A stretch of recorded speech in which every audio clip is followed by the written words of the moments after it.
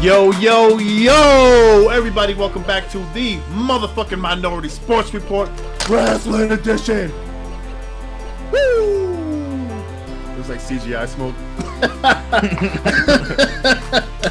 I'm your motherfucking boy, Big Black. And I'm your boy, Skame Dog. Oh, shit. Chilling, dog. Hot as fuck out here, again, but or whatever, such is the life. But, how are you? Chilling, man. You know, same old, same old. It's like I haven't spoken to you in like 12 hours. It's fucking crazy. Yeah, seriously. All right, here we go. Oh. I already done fucked up. And it's all good, because I fucked up too. Here we go. Now Here we go again. There we go. There we go. Right. Now that I got the right week up. So, yeah, this week's Dynamite kicked off with Jericho calling out Daniel Garcia for the face-to-face after the whole shit between him and Bryan Danielson. Oh yeah, that's him right. Respect and shit, because he's already said that Danielson's like his hero. So yeah, so they kind of went back and forth a bit. Basically, Jericho was trying to force Garcia to say that he's a sports entertainer, while the crowd was chanting, "You're a wrestler." So good. And then that's when Danielson came out, and what happened? Oh, Jericho just kind of kept pushing Garcia until they kind of had a tantrum and stormed off. Garcia stormed off, and then Danielson and Jericho got into it in the ring. They agreed to a match at All Out, and then Jake Hager came from behind and beat the shit out of Bryan Danielson. Oh yeah, I forgot Jake fucking came out the cut. Yeah, it's gonna be nice to see him wrestle.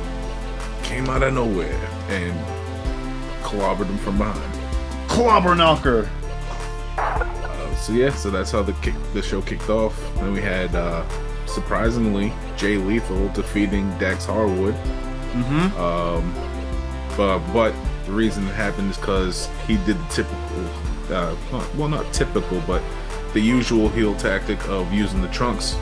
The trunks to reverse a roll up that Dax Harwood attempted, and then he held onto him to steal the pin and get the win in that singles match.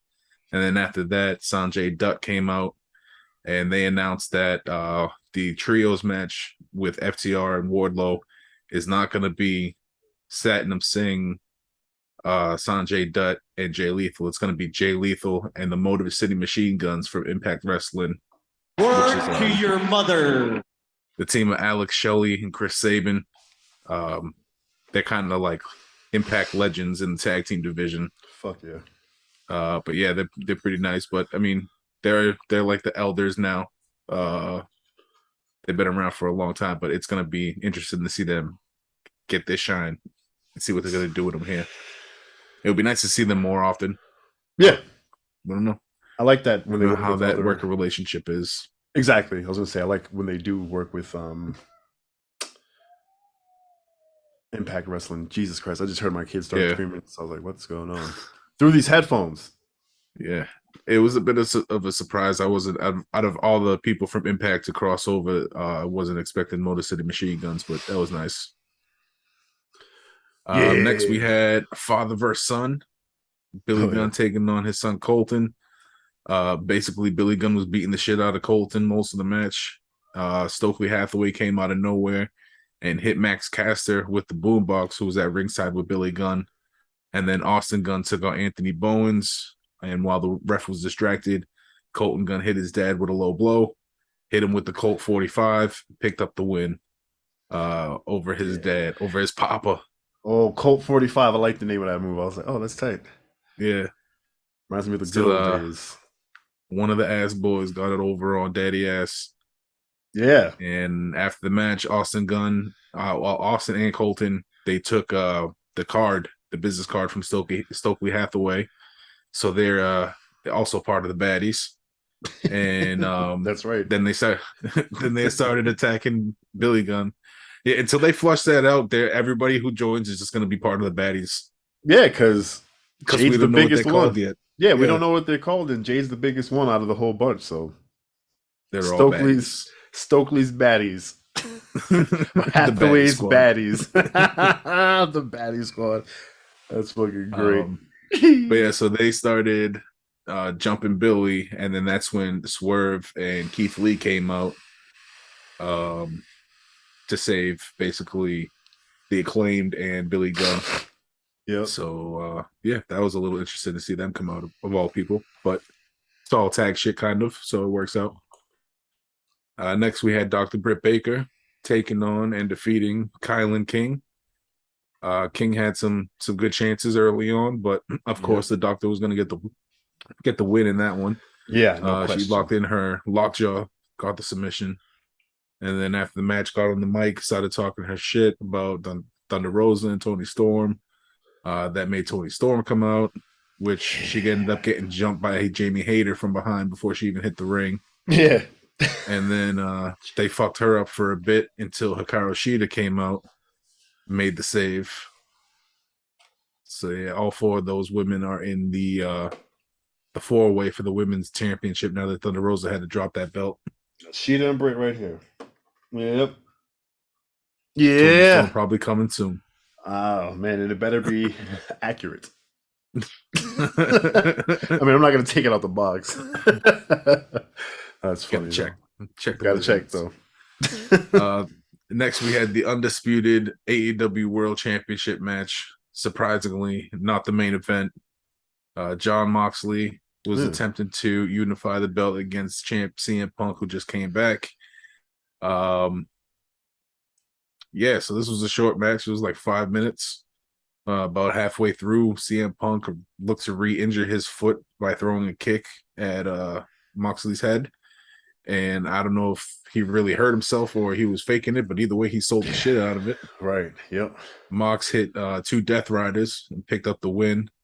Yeah, I don't know. It wasn't the foot. It wasn't even the foot that he made contact with. It was the foot that he was like based on and was turning. Oh, really? Okay. Yeah. I wasn't paying attention to the replay. Yeah. When I watched the replay, I was like, wait a second. When he reached down for the leg, he reached down for not the leg that he kicked with. I caught it up watching the replay and I was able to go back.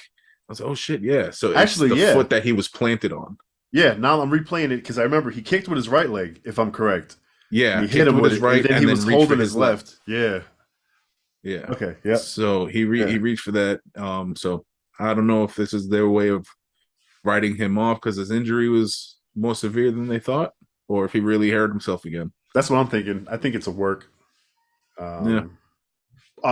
They do a really good job of blending like real life and some wrestling storylines, and this is one of them. So we'll see what happens. Interested to see what comes out of that because I'd like to hear if that was a real injury or not. Not that it's gonna matter, but I'm just curious. Yeah, I swear to God, what's today? Monday? On Saturday, I saw some shit where it was like Punk and Mox are still on. I'm like, what? For All Out. All Out? Yeah, I'm about to check it right now. So yeah, you can continue, but when I find it, I'll fucking chime in. All right. The main event was a banger. It was a trios title tournament match. It was Death Triangle taking on the United Empire from New Japan. That's a team of Will Ospreay and the Aussie Open. And this match was fucking nuts. So many crazy spots. The fucking chops. Everything, dude. Oh, that was so gross. It was gross. Was crazy. Yeah. This is a crazy match. Oh, even the Jay Lethal Harwood had some fucking crazy chops too, throwing it back to that match. Just wanted to bring that up. Fuck. But at the end of this one, Pac, he was going for his the Black Arrow off the top rope, but they pulled who they pull out. I think it was Will Ospreay that they pulled out of the way from getting hit with it, and then they kind of were on the outside of the ring in the corner. And then fucking Pac shimmied his way to the top of the ring post instead of the top turnbuckle and moonsaulted off the fucking ring post to the outside. Fucking crazy.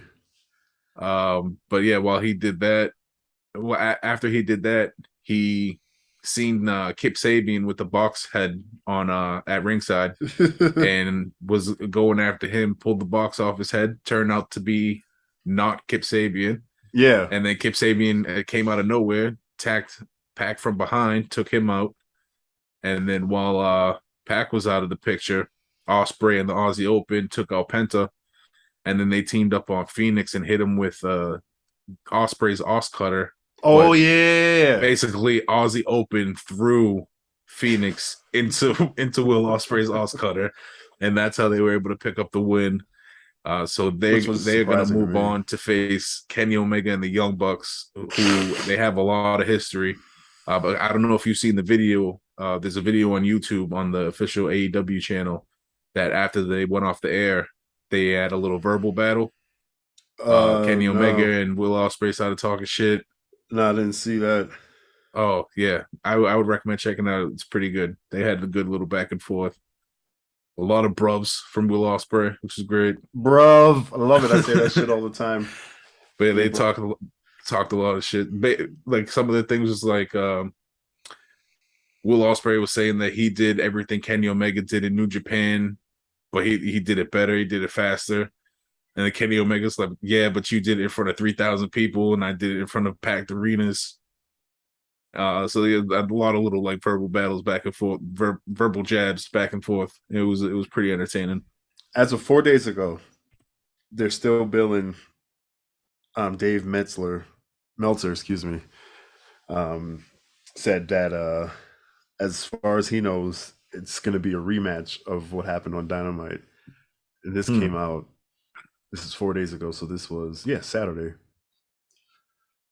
Be interesting. They claim that he doesn't have the opponent, and then Punk comes out.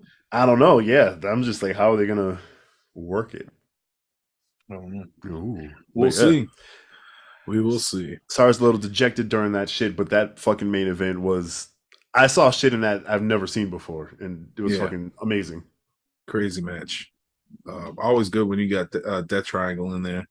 And then United Empire, Ospreay and the Aussie Open are fucking insanely good too. And they're fucking bigger too. So like the impacts were crazier and just like it just looked bananas, and it was bananas. Oh, what that early on back and forth, was it Ospreay and Phoenix, or was it Penta? Where they had that reversal. It was him and Phoenix. Yeah, I'm trying to remember. Oh, Phoenix tried to hit him with the DDT, but he hand planted out of it. Yeah, dog, that shit was fucking crazy. Yeah, that's some high level shit. Ospreay's a beast. Yeah, man. He's definitely one of my favorites. High level fucking shit. Him and Kenny Omega in either New Japan or AEW is going to be an insane singles match. Oh yeah, no question about that shit. But yeah, so that was Dynamite. Jumping over to Rampage, we had another trios title tournament. Apparently, they're doing two different brackets: the Rampage and the Dynamite bracket. And then this side we had the Dark Order getting the big win over the House of Black, thanks to a little distraction from Miro. Yeah, I came in as like they were separating. One team was going up the ramp. I had to wait in line at Cane's for like an hour. It was ridiculous, but it was worth it. It was fucking worth it. Malachi Black had 10. Preston Vance of the Dark Order in the knee bar, and he was close to winning. He looked like he was going to tap, but then Miro's music hit, distracted them all, and then Buddy Matthews and Brody King decided it would be a good idea to try to charge at Miro. And Miro just fucked them up real quick. And then while Malachi Black was distracted, Alex Reynolds rolled them up, stole the win for the Dark Order. Who was that? Oh, was that Malachi? That's Miro. Oh, that was Miro? Yeah. Out here, dog. Getting wins somehow, even though we ain't doing nothing. So after the match, House of Black ended up attacking Miro, and then that's when Darby Allin and Sting came out and chased off the House of Black. And they made sure to mention that it was interesting that Darby Allin and Sting came out because Darby and Miro got beef from their old TNT Championship feud that they had. So we'll see what happens there. Then jumping into the TNT Championship match, we had Wardlow defending against Ryan Nemeth, the Hollywood hunk, talking all kinds of shit on the mic. And then before Wardlow even came out, before the match even started, Wardlow had already come out. Jay Lethal, Sanjay Dutt, Satnam Singh, and Chris Sabin of the Motor City Machine Guns came out to watch the match from the ramp, and then basically they just watched Wardlow smash Ryan Nemeth in a short match, and Wardlow successfully defended against them, and just kind of roared at at the dudes at the top of the ramp until they went to commercial. And then another squash match. Powerhouse Hobbs destroyed some dude named Ashton Day. He's already in the ring. It was so fast. You know what that means. Yeah, you already know. Yeah, and after this one, obviously, like I said, Hobbs smashed him. Hobbs got the win. And then after this one, QT Marshall and the Factory appeared on the big screen. They had Ricky Starks all beat up and bloodied, and QT Marshall ended up punching Ricky Starks with the watch wrapped around his fist. Oh yeah, with his Rolex. And knocked him out. Seemed to make Powerhouse Hobbs happy. So I don't know if they're trying to recruit Hobbs into the Factory, or if this is just like a temporary team up. Yeah, honestly, if they recruit him to the Factory, that's huge for that stable. Because it would be huge for them. Hobbs is hotter than all of them combined, even though they're all solid wrestlers. But yeah, that would be fucking crazy. Yeah, they even had this dude back, the British boxer dude. Oh yeah, Anthony Ogogo. Yeah, good. Like, I'm assuming he still lives over there. That's probably why he's not here all the time. But yeah, Cody fucked up. He was back in the mix. Oh yeah, I forgot about that. that I seen the behind the scenes on that. That kind of wasn't his fault. It's just a lot of shit just went bad. Yeah, it was not good. But anyway. Next we had the AAA Mixed Tag Team Championship on the line. Sammy Guevara and his wife, newly renamed Ty Mello, they defeated the team of Ortiz and Ruby Soho, thanks to some helpful interference from Anna Jay. She came out and she threw Ruby Soho into the stairs, and then while Ortiz was distracted, Sammy came out of nowhere, jumped off the top rope, and hit him with a cutter. And that's how they were able to pick up the win and keep their belts. Oh, snap! There it is. I like watching those matches. It's cool. What? The mixed tag? Yeah, mixed tag matches. Yeah. I'm surprised they don't defend it more on the show. They have plenty of like little teams that they could do that with. But I think they're building up to it. Kip Sabian's back. They could do it up with what's her name? Penelope Ford. Yes, I could just see her. Couldn't think of her name. In the main event, Rampage, we had the Ring of Honor World Championship on the line. Claudio Castagnoli defended against Dustin Rhodes. This was a good match. Solid technical wrestling, because obviously fucking Castagnoli's billed as a very technical wrestler, strong technical wrestler and shit. And then Dustin's just a veteran. Yep. Did his thing out there. Still looking good for a fucking 50-something-year-old man doing this thing. For real. Shit's but crazy. So Claudio tried to do like a leapfrog over Dustin, but didn't clear him. Dustin ended up headbutting him right in the dick and kind of took him out of the match for a little second. The ref signaled no DQ because it was an accident, so he didn't call it a low blow or anything like that. But Arn Anderson jumped up on the ring apron, started screaming at Dustin to jump on him to take advantage of it. Dustin hesitated a bit, and by the time he decided to go and do something, Claudio had recovered. Tossed him up in the air and hit him with a huge uppercut on his way down. It was so good. And picked up the win over Dustin, and Arn did not look happy. So two brothers, I don't two know. Losers. Maybe I don't know, maybe Arn's had enough of them. That's gonna be a storyline going forward. Yep, and then Powerhouse Hobbs is gonna Arn and Powerhouse? Yep. That'd be tight. Excuse me. Powerhouse on.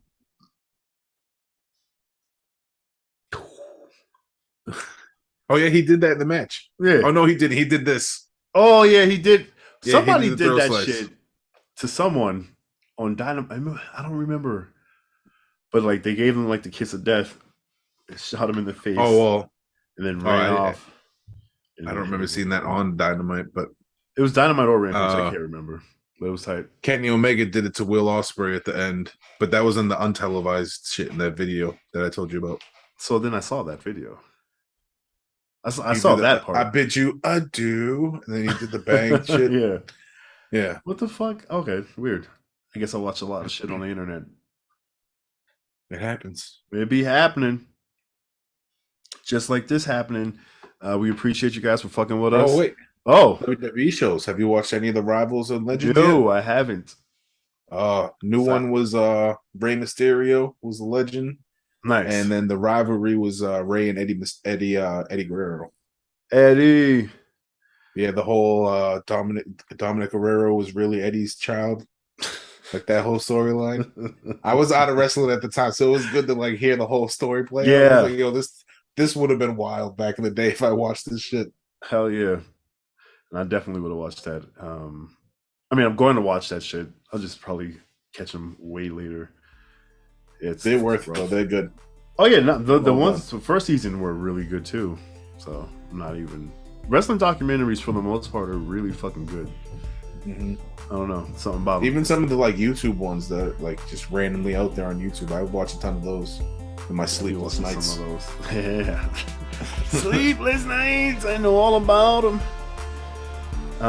You know all about us because you can follow us, the motherfucking Minority Sports Report RASSLIN edition. Woo!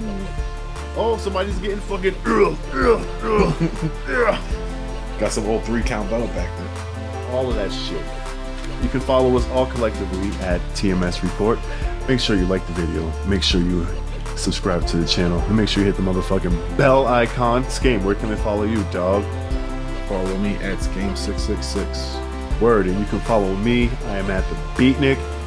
Thank you guys for fucking with us. We'll be back next week for them balls and them holes.